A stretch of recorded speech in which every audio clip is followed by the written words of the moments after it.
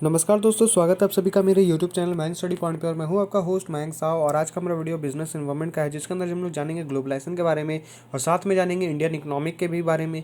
और इसके पहले वाले वीडियो में हम लोगों ने लिबरलाइजेशन और प्राइवेटाइजेशन का भी वीडियो देखा था, पढ़ा था। अगर आप लोगों ने उस वीडियो को नहीं देखा तो वीडियो का लिंक मैंने नीचे डिस्क्रिप्शन में दे रखा है, आप लोग उस वीडियो को भी जाकर जरूर देखिएगा।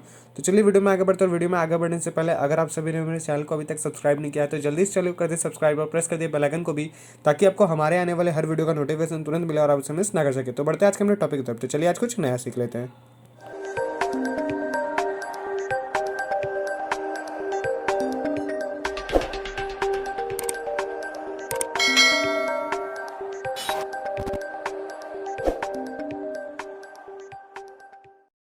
तो दोस्तों अब हम लोग यहाँ पे बात करेंगे ग्लोबलाइजेशन के बारे में। ग्लोबलाइजेशन क्या होता है, ग्लोबलाइजेशन में हम लोग क्या करते हैं, कोई भी कंपनी जो है वो क्या करता है। तो सबसे पहले तो ग्लोबलाइजेशन में जो होता है वो एक कंपनी टू कंपनी, एक कंट्री से दूसरे कंट्री में कैसे अपना बिजनेस करता है अपना एक कंपनी, वो बताया जाता है ग्लोबलाइजेशन में। जैसे कि हम लोग इंडिया में आज KFC का चिकन खाते हैं, मैकडोनल्ड्स के बर्गर्स खाते हैं, डोमिनोज खाते हैं। तो ये सब फॉरेन कंट्रीज़ है। फॉरेन कंट्रीज़ के इन्वेस्टर्स क्या करते हैं, इंडिया में आके इन्वेस्ट करते हैं, या फिर इंडिया के जो इन्वेस्टर्स है वो फॉरेन में आके इन्वेस्ट करते हैं। कोई कंपनी खरीद लेता है, कोई कंपनी के साथ पार्टनरशिप कर लेता है, कोई बाहरी कंपनी में अपना प्रोडक्शन प्रोसेस करता है।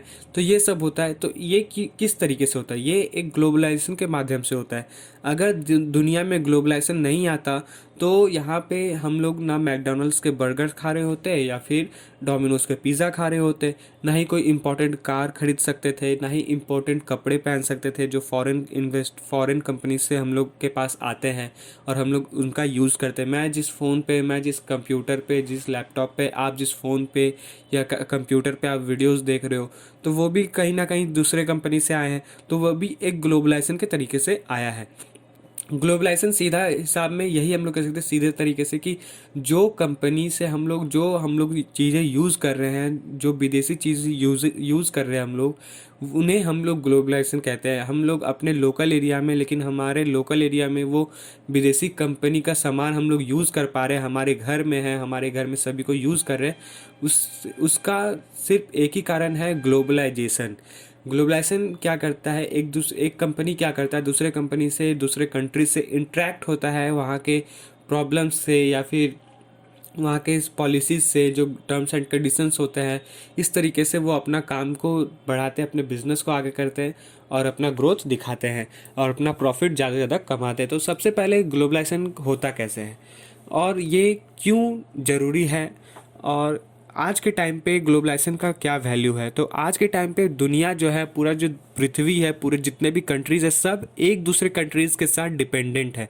जैसे कि हम लोग न्यूज़ में भी देखते आते हैं कि अगर कहीं भी कुछ, जैसे कि नया प्रेसिडेंट बनता है तो हमारे शेयर मार्केट्स में हम लोग उसका ऊपर नीचे देख सकते हैं, उनका डिमांड देख सकते हैं। अगर इंडिया में कोई चेंजेस होते हैं तो वो पूरी दुनिया में असर होता है उसका। अगर किसी दूसरे कंट्री में किसी चीज़ का असर होता है तो पूरे देश पे असर होने लगता है उस चीज़ का। तो ऐसा चेंजेस होते रहता है। तो यही होता है ग्लोबलाइजेशन, क्योंकि एक कंट्री दूसरे कंट्री के साथ अभी डिपेंडेंट चल रहा है, एक कंट्री दूसरे कंट्री के साथ बिजनेस कर रहा होता है। तो यही होता है ग्लोबलाइजेशन। अगर ऐसा नहीं होता तो ना हम लोग ना मैकडोनल्ड्स के पिज़्ज़ा खा रहे होते, ना ही बर्गर्स खा रहे होते, या कुछ भी जो है नहीं यूज़ हो रहा होता। हम लोग अपना देश का ही कर रहे होते और हमारा देश या फिर जो दूसरा देश है वो इतना विकसित नहीं होता। तो अब कंपनी क्या करते हैं, कंपनीज़ यहाँ पे जो है हम लोग MNCs बोलते हैं उन्हें, जो बड़े बड़े कंपनीज़ होते हैं, जैसे कि Tata, Airtel, Apple, BlackBerry, Dell, ये सब जो है बड़े बड़े कंपनीज़ जो है, ये सब क्या करते हैं, इन सबको हम लोग MNCs बोलते हैं। इनके अंडर बहुत सारे ऐसे छोटे मोटे कंपनीज़ आते हैं। ये लोग अपना काम क्या करते हैं, कहीं पे कुछ मैन्युफैक्चर करते हैं, किसी कंट्री में अपना प्रोडक्ट मैन्युफैक्चर कर रहे हैं, किसी कंट्री में अपना प्रोडक्ट को बेच रहे हैं, किसी कंट्री में अपना प्रोडक्ट के जो भी इंग्रेडिएंट्स हैं उनको कलेक्ट कर रहे हैं, किसी कंट्री में उनको असेंबल कर रहे हैं, किसी कंट्रीज़ में वो लोग अपना सामान को बेच रहे हैं। तो इस तरीके से हो रहा होता है। इसे ही ग्लोबलाइजेशन कहते हैं कि ताकि ये कंपनीज क्या करते हैं, ताकि उनका जो प्रॉफिट है 50 से 60% जो है इनका प्रॉफिट होने लगता है अलग अलग कंट्री में। अपना अगर पैसा इन्वेस्ट कर रहे होते हो, ये लोग पैसा इन्वेस्ट अपना बिजनेस को किस तरह से आगे बढ़ाते हैं।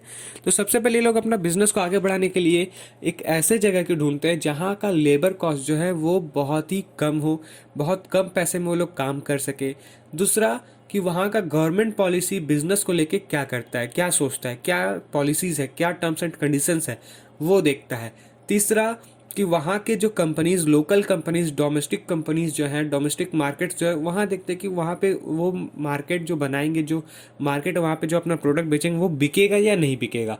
अगर बिकेगा तो फिर वहाँ के जो लोकल कंपनीज़ है उनके साथ वो डील करते, या तो पार्टनरशिप कर लेते, या तो फिर वो लोग उस कंपनी को खरीद लेते हैं। तो यहाँ पे खरीदने का और पार्टनरशिप करने का दो फायदा होता है कंपनी को। सबसे पहले छोटा कंपनी जिसे वो लोग पार्टनरशिप में कर रहे, तो छोटे कंपनी को क्या होता है फ़ायदा कि नए जो फॉरेन कंपनीज आ रहे हैं उनके पास, तो उनसे उनको नया नया स्किल्स देखने को मिलता है, नया प्रोडक्टिविटी देखने को मिलता है, नया स्ट्रैटेजी देखने को मिलता है, स्किल सीखने को मिलता है। और जो नया कंपनी जो कंपनी को खरीद लेते हैं तो उनका एक क्या प्रॉफिट होता है कि उनको ना ही कोई मशीनरी खरीदना पड़ता है, ना ही उनको नया ज़मीन खरीदना पड़ता है, ना ही उनको इन्वेस्टर्स ढूंढने पड़ते हैं ज़्यादा, ना ही फिर उनको गवर्नमेंट पॉलिसीज़ उतना इंटरेस्ट होता है, क्योंकि वो जो अपना पॉलिसीज़ है वो तो पहले ही सब यूज़ करके रखा हुआ है, तो इसको उतना ढूंढना नहीं पड़ता, इतना प्रॉब्लम्स क्रिएट नहीं होते हैं।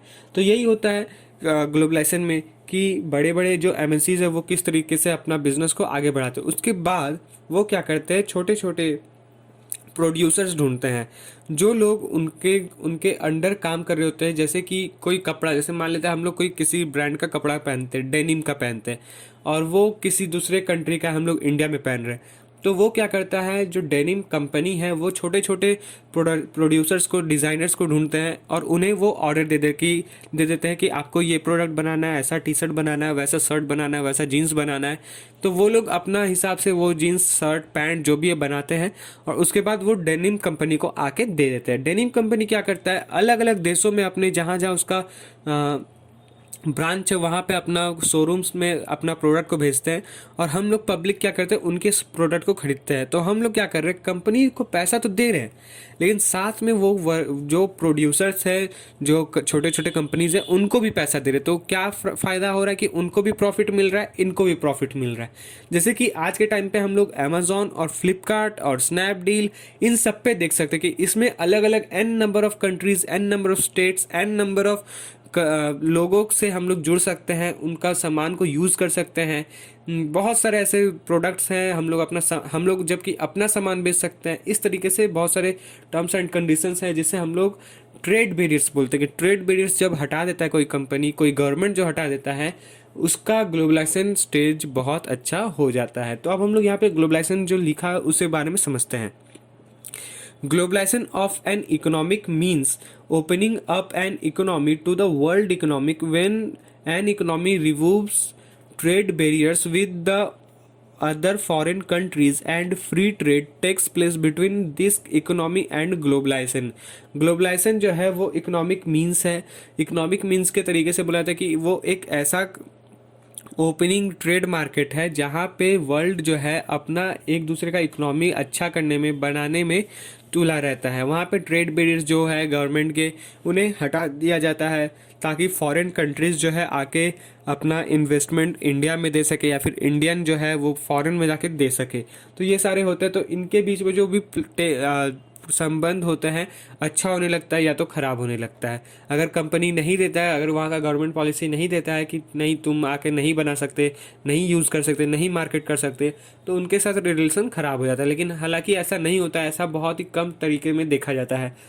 फिर आता है बेनिफिट्स, उनके कुछ बताए गए। Globalisation provides a set of benefits of to the country who opens it up to world countries. These are volume of trade increase and it increase the number of business in the domestic market. Volume जो है यहाँ पे area जो है trade का बढ़ा दिया जाता है, इंक्रीज कर दिया जाता है, जिससे कि एन नंबर ऑफ बिजनेस जो है डोमेस्टिक मार्केट में अपना प्रोडक्ट को भेजते हैं। फिर if the country insufficient regarding the availability of capital from foreign countries. फिर जो है कंट्री को यहाँ से बहुत सारे कैपिटल्स भी फॉरेन कंट्री से देखने को मिलते हैं। बहुत सारे कैपिटल्स आपको, इन्वेस्टर्स देखने को मिलेंगे। अगर आपका बिजनेस प्लान जो है, बिजनेस जो है अच्छा चल रहा है, प्रॉफिट मिल रहा है, तो आपको नया नया कैपिटल भी फॉरेन कंट्री से देखने को मिलते हैं। शेयर्स देखने को मिलता है, आपका शेयर्स का प्राइस बढ़ जाएगा। फिर the country can import technology from the foreign countries and using it the country can increase its productivity. फिर जो कंपनी जो है वो अगर दूसरे फॉरेन कंट्री में जाके उनका टेक्नोलॉजी को यूज़ करते हैं, उनके कंपनीज को ख़रीद लेते हैं या फिर वहाँ नया कंपनी बना लेते हैं, तो वहाँ का प्रोडक्टिविटी जाहिर है कि बढ़ जाएगा, उनका इकोनॉमिक रेट बढ़ जाएगा। फिर when globalization takes place, then foreign MNCs enter into the market and they increase competition in the market. The domestic inefficient firms wants to improve their efficiency to survive in the competition. फिर यहाँ पे globalisation क्या करता है, वो एक ऐसा place ले लेता है एमएनसीज के थ्रू, फॉरेन एमएनसीज, यहाँ पे मल्टीनेशनल कॉरपोरेशन को एमएनसीज बोला जाता है।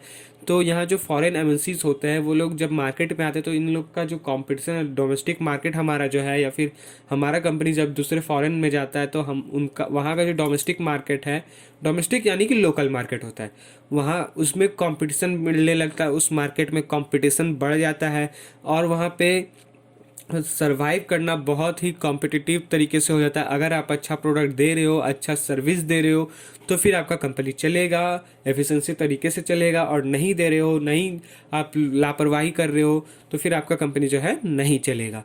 फिर आता है द डोमेस्टिक फर्म्स में start joint venture business with the foreign firms, it will increase their profit earning. फिर डोमेस्टिक फर्म्स जो है वो स्टार्ट करता है अपना जॉइंट वेंचर बिजनेस का फॉरेन फर्म्स का। वो क्या करता है, जब अपना वेंचर स्टार्ट कर रहा है, वो नया नया अपना प्रोडक्शन लेके आ रहा है डोमेस्टिक फर्म्स के लिए, तो वहाँ का जो प्रॉफिट है वो इंक्रीज़ होने लगता है, उनका अर्निंग स्टार्ट होने लगता है। क्योंकि अगर कोई नया चीज़ मार्केट में आता है तो सब उसके तरफ ज़्यादा अट्रैक्ट होते हैं, तो उसका अर्निंग भी स्टार्ट हो जाता है, प्रॉफिट ज़्यादा होने लगता है। फिर आता है main problem of the labour surplus economics to provide employment to the unemployed people. It new ventures are started by introducing new foreign company capital, then more employment opportunities can be generated. फिर इसमें क्या होता है, जब globalisation हो रहा है, नया नया कंपनीज एक दूसरे कंट्री में जा रहे हैं, तो वहाँ का जो अनएम्प्लॉयमेंट पीपल जो है उनको एम्प्लॉयमेंट देखने को मिल जाता है, नए नए कैपिटल्स देखने को मिल जाते हैं, न्यू फॉरेन में नया इंट्रोड्यूसिंग नया कंपनी आता है, तो वहाँ पे एम्प्लॉयमेंट का अपॉर्चुनिटीज़ भी बढ़ जाता है, बहुत ज़्यादा बढ़ जाता है, तो कई लोगों को एम्प्लॉयमेंट भी मिल जाता है, तो अनएम्प्लॉयमेंट का भी प्रॉब्लम हट जाता है। फिर डोमेस्टिक फर्म्स में also start business in the other foreign countries and they may get new opportunities and new market here. फिर डोमेस्टिक फर्म्स जो है वो अपना बिजनेस को भी स्टार्ट करते हैं। वो क्या करते हैं, फॉरेन कंट्रीज़ जो होते हैं उनके जो नए अपॉर्चुनिटीज़ मिल रहे हैं, नए मार्केट उनको देखने को मिल रहे हैं फॉरेन कंट्रीज़ में, वहाँ के जो डोमेस्टिक फर्म्स है वहाँ पे अगर वो बिज़नेस स्टार्ट करते हैं तो ये ग्लोबलाइजेशन का कुछ एक बेनिफिट्स है जो ग्लोबलाइजेशन में मिलता है। फिर आता है globalisation help to follow different types of new products service in the domestic market, and the consumers can enjoy different types of goods and services and their quality of living improves। तो जैसे कि मैंने बताया कि अगर आपको market में कुछ नया प्रोडक्ट देखने को मिलता है, आपको ही नहीं, आप सभी को हालांकि, तो वो लोग उसके तरफ ज़्यादा अट्रैक्ट होते हैं, ज़्यादा यूज़ करते हैं उस सर्विस को, उस गुड्स को, ताकि अगर उनका क्वालिटी अच्छा है तो और भी ज़्यादा उनका इम्प्रूवमेंट बढ़ जाता है। फिर आता है drawbacks of globalisation process to Indian economic. अब यहाँ पे ग्लोबलाइजेशन का ड्रॉबैक हम लोग देखेंगे जो प्रोसेस होता है इंडियन इकोनॉमिक के through. We have many drawbacks to accept globalisation process in India. Globalization will allow the foreign multinational corporation operates in our economy. Indian companies are weak and they cannot compete with them and will become sicker। तो यहाँ पे globalisation जो है वो foreign multinational corporation को ये बताता है कि आप लोग आके हमारे इकोनॉमी को ऑपरेट कीजिए, ताकि इंडियन कंपनीज जो है बहुत ही वीक है। जैसे कि हम लोग को मालूम है कि इंडियन कंपनीज जो होते हैं वो बहुत ही वीक होते हैं, वो अगर किसी फॉरेन मार्केट में जाते तो उनके साथ वो ठीक से कॉम्पिटिट नहीं कर पाएंगे। इसीलिए वो लोग क्या करते हैं, जो फॉरेन इन्वेस्टर्स हैं उन लोग को ढूंढने की कोशिश करते हैं, उन लोग के सीक्रेट्स होते हैं। अगर कोई फॉरेन कंपनी आ रहा है तो उनके साथ वो अपना पैसा को इन्वेस्ट करते हैं ताकि उनको भी अच्छा प्रॉफिट मिले और नया नया टेक्नोलॉजी मिले। फिर अब आता है हम लोग का if we allow the foreign companies to operate in our country, then they may adopt capital intensive method of production. It will not employ more labor and the problem of unemployment can be solved. तो यहाँ पे बोला गया कि foreign companies जो होते हैं वो कंट्री को, अलग अलग कंट्री को अप्लाई अलाउ करते हैं कि आके वो अपने कैपिटल को यहाँ पे इन्वेस्ट करे, नया प्रोडक्शन बनाए, एम्प्लॉयज़ को यहाँ पे लेबर्स का अनएम्प्लॉयमेंट को हटाए, ताकि जो भी अनएम्प्लॉयमेंट्स है उन सभी के बारे में उन सभी को एम्प्लॉयमेंट मिलेगा और देश जो है वो अच्छे तरीके से चलेगा। तो यहाँ पे if we allow the foreign companies to operate in our country, अगर हम लोग यहाँ पे अलाउ करते हैं अपने फॉरेन कंपनीज़ को अपने कंट्री में, तो यहाँ पे हम लोग को कैपिटल एडॉप्टेड मिलेगा, इंटेंसिव मिलेगा। इंटेंसिव के बाद उनका जो प्रोडक्शन है उसमें चेंजेस देखने को मिलेंगे। फिर एम्प्लॉय और लेबर का जो प्रॉब्लम है वो भी ख़त्म होने लगेगा। तो यहाँ पे आता है, फिर आता है फॉरेन कंपनीज़ में नॉट री invest their profit in India. फिर आता है फॉरेन कंपनीज जो है वो री इन्वेस्ट नहीं करते हैं उस प्रॉफिट में इंडिया में, खासकर इंडिया में। फिर they may have transfer their profit to their home. फिर फॉरेन कंपनीज क्या करते हैं, अपने जो प्रॉफिट्स वो कमा रहे हैं वो प्रॉफिट जो अपने होम कंट्री में भेज देते हैं, इंडिया में वो इन्वेस्ट नहीं करते हैं। फिर therefore it will not increase the capital information या capital formation and industrial base of India, और जिसके कारण जो है कैपिटल फॉर्मेशन जो है इंडिया का नहीं बढ़ता है और इंडिया इंडस्ट्रियल बेस जो है वो कम रहता है। फिर when we will try to import foreign technology, then the foreign countries may not supply us their updated technology. They may export to us some outdated technologies to the country. फिर अगर India का क्या है कि India अगर कोई नया technology का सामान खरीदता है देश से, तो वो लोग क्या करते हैं, एडवांस टेक्नोलॉजी जो है, अपडेटेड टेक्नोलॉजी जो है वो नहीं भेजते। वो ऐसे टेक्नोलॉजीज़ के सामान भेजते हैं जो आउटडेटेड है, जो एक्सपायर हो चुका है, जो पुराना हो चुका है और वहाँ पे उस चीज़ का नया टेस्टिंग हो रहा है, वही चीज़ इंडिया में आता है। इसीलिए अभी भी इंडिया का इकोनॉमिक जो है उतनी कुछ ऊंचाई पे नहीं है और इंडिया उतना एडवांस अभी नहीं है। फिर problem of Indian economy is the lack of infrastructure facilities due to shortage of capital. Foreign companies are not interested to invest into the infrastructure sector. Therefore, we cannot expect infrastructure development in our country. फिर यहाँ पे Indian economy का एक और problem हम लोग को देखा जाता है कि जो भी इंफ्रास्ट्रक्चर फैसिलिटीज़ है उसमें जो भी कैपिटल्स लगेंगे उसमें फॉरेन कंपनीज जो है इंटरेस्टेड नहीं होते उसमें इन्वेस्ट करने का। उनका कोई मन नहीं होता है इंफ्रास्ट्रक्चर सेक्टर की तरफ कि अगर वो इन्वेस्ट पैसा करना चाहे तो नहीं करेंगे या नहीं, पता नहीं। We can not expect infrastructure development in our country. फिर during the globalisation phase the foreign countries will interfere in the different economic decision to be taken by the government of India. Again, they may impose different types of unfavorable conditions if in the trade. फिर यहाँ पे जो globalisation phase है वो foreign countries का वो interfere करता है डिफरेंट इकोनॉमिक डिसीजन में इंडियन गवर्नमेंट का कि वो क्या डिसीजन ले रहे हैं। फिर दे impose different types of unfavourable condition, फिर वो अपने अपने कंडीशंस बताते हैं जो उनके फेवर में नहीं होते हैं, इंडिया के फेवर में नहीं होते ट्रेड के।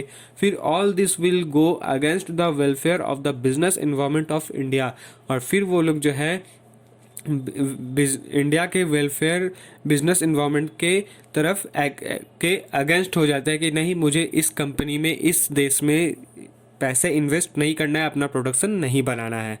तो दोस्तों आज के लिए बस इतना ही। उम्मीद करता हूँ कि आप सभी को मेरा वीडियो पसंद आया होगा। तो जाते थे वीडियो को लाइक करें और अगर आप चैनल पर न्यू है तो चैनल को सब्सक्राइब करें और प्रेस करें बेल आइकन को भी, ताकि आपको हमारे आने वाले हर वीडियो का नोटिफिकेशन तुरंत मिले और आप उसे मिस ना कर सके। तो मिलते हैं हमारे अगले वीडियो पर, तब तक के लिए जुड़े रहे मयंक स्टडी पॉइंट के साथ। वीडियो को पूरा देखने के लिए आपका बहुत बहुत शुक्रिया।